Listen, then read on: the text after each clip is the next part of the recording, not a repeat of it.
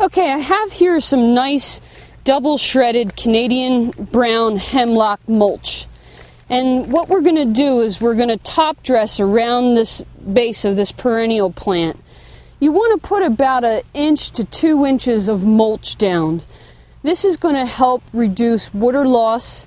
It's going to help give those roots some protection during the winter time, in the winter months, and it will also act as a weed control, weed barrier. And I'm just going to put it around the base of the plant, fairly heavy, just sprinkling it around.